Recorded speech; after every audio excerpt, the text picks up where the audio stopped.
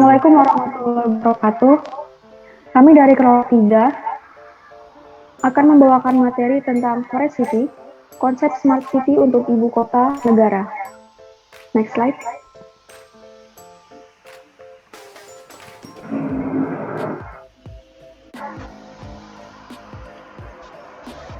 Anggota dari kelompok kami, yang pertama, saya sendiri, Aulia Rahmawati, yang kedua, Valentino Manda, yang ketiga, Christian, yang keempat, Sari Irawan, dan yang kelima, Nyoman Adi Mardita.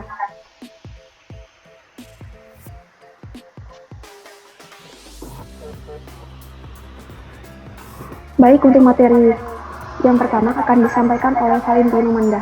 Kepada Valen dipersilahkan. Baik, terima kasih. Keberadaan ruang terbuka hijau dan kawasan hutan sekitar kota dalam mengatasi persoalan lingkungan. Fungsi RTH di kawasan perkotaan memiliki banyak manfaat, seperti mengurangi panas, mencegah banjir, dan penurunan muka air tanah, bahkan menyediakan ruang rekreasi dan integrasi sosial. Namun, dengan pembangunan infrastruktur yang terus berlanjut, keberadaan ruang terbuka hijau akan semakin sulit untuk tercapai. Calon wilayah ibu kota negara terletak di Provinsi Kalimantan Timur, tepatnya di Kabupaten Penajam Pasir Utara dan Kabupaten Kutai Kartanegara. Posisi ibu kota negara ini berada pada wilayah strategis perlindungan keanekaragaman hayati yang terletak di Provinsi Kalimantan Timur, yang merupakan bagian dari Pulau Kalimantan.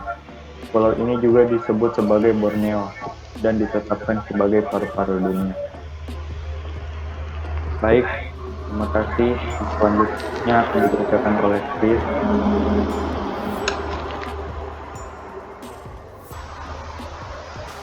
Saya akan melanjutkan pembahasan dari Valen.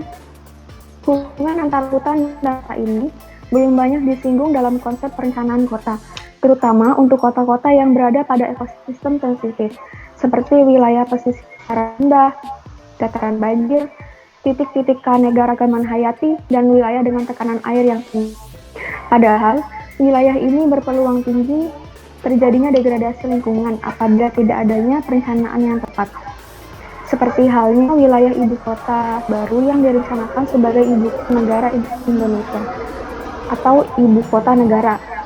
Oleh karena itu, perencanaan kota yang berkelanjutan sangat dibutuhkan untuk mewujudkan pelestarian alam dan lingkungan agar tetap seimbang dengan pembangunan kota, khususnya untuk perencanaan pembangunan IKN yang berada di wilayah sensitif tersebut. Next.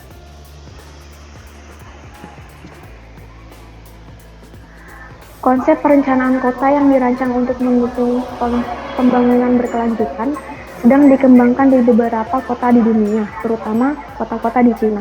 Begitu pula di Indonesia, pemerintah Indonesia berencana untuk membangun ibu kota negara atau IKN dengan menggunakan konsep City, yaitu menerapkan konsep pembangunan berkelanjutan seperti Sustainable City, Green City, dan Eco City untuk mengatasi permasalahan perkotaan maupun mencegah berbagai dampak lingkungan.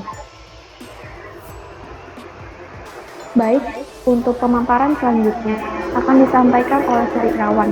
Kepada Sari Irawan dipersilakan. Terima kasih. Yang berikutnya ada konsep Forest City, yaitu prinsip konservasi sumber daya alam dan habitat satwa. Pembangunan kota hendaknya meminimalkan kerusakan ekosistem alami yang ada atau justru dapat mempertahankan ekosistem alam tersebut, termaksud habitat alam bagi satwa maupun tumbuhan, dan menjamin keberlanjutan hutan dengan melindungi maupun merestorasi kembali ekosistem hutan untuk memperbaiki kualitas lingkungan. Dengan kondisi IKN sebagai fokus dalam kajian ini, yang mayoritas lahan merupakan kawasan hutan, perlu menciptakan kota yang dibangun dalam hutan dengan tingkat kepadatan yang menengah untuk memastikan ketersediaan pertumbuhan biomasanya tetap menjadi konopi Hal ini juga untuk menjamin bahwa IKN tetap dapat mendukung peran Kalimantan sebagai paru-paru dunia. Next. Ada yang kedua, ada konsep forest city atau prinsip koneksi dengan alam. Pada dasarnya prinsip ini berupaya untuk menciptakan pembangunan kota yang dapat mengkondisikan interaksi manusia dengan alam atau terkoneksi dengan alam, connection with nature, dan hutan di dalam dan sekitar kota. Prinsip ini dapat diterapkan dengan menyediakan RTH pada kawasan perkotaan, termasuk koridor hijau.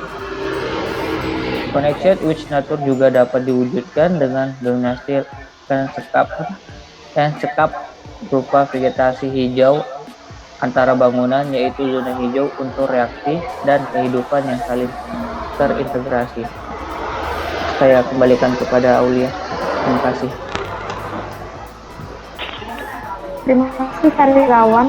Materi selanjutnya dibawakan oleh Christian Ria. Kepada Christian dipersilahkan.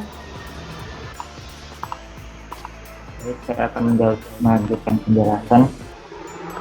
Selanjutnya yang ketiga, ini ada pembangunan rendah karbon. Prinsip ini mendukung kebijakan nasional mengenai penurunan emisi gas rumah kaca dan memaksimalkan peran pohon maupun hutan dalam penyerapan karbon, serta untuk memperbaiki kualitas udara yang juga harus didukung dari penggunaan energi baru dan terbarukan. Selanjutnya, yang keempat, pembangunan sumber daya air yang memadai. Prinsip pembangunan sumber daya air yang memadai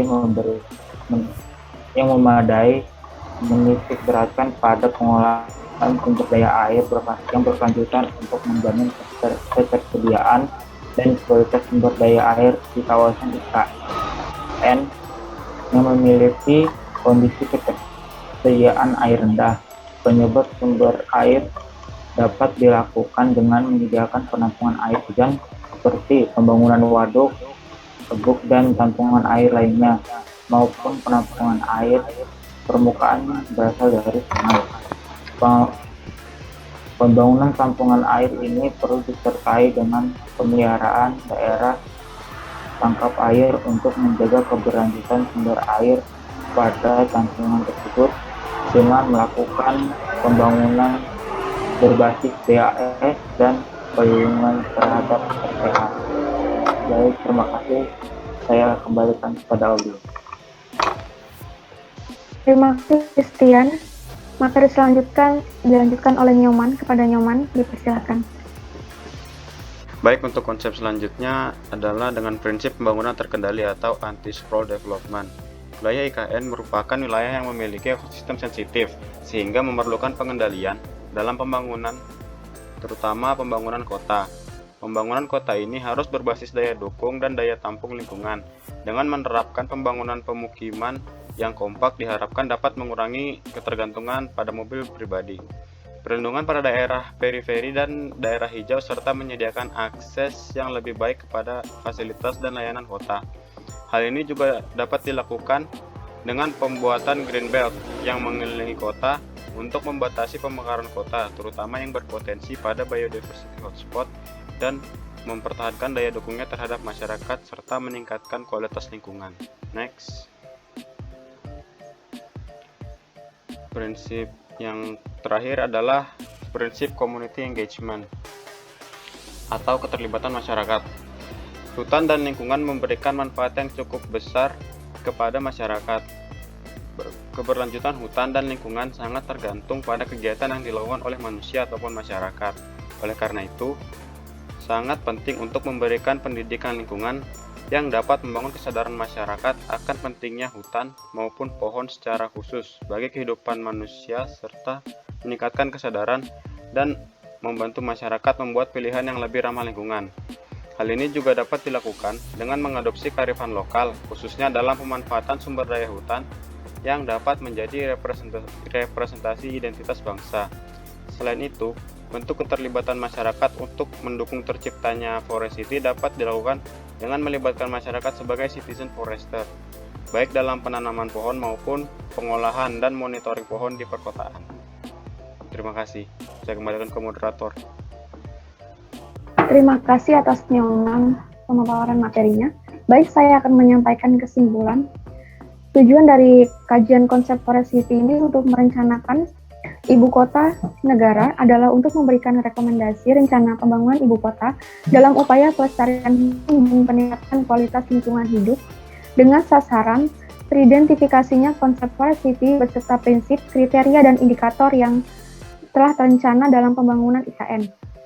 Penerapan konsep Forest City ini tidak hanya terbatas pada konteks kota saja, tapi diharapkan juga terintegrasi dengan wilayah sekitarnya, terutama untuk mendukung keberlanjutan hutan dan lingkungan secara umum.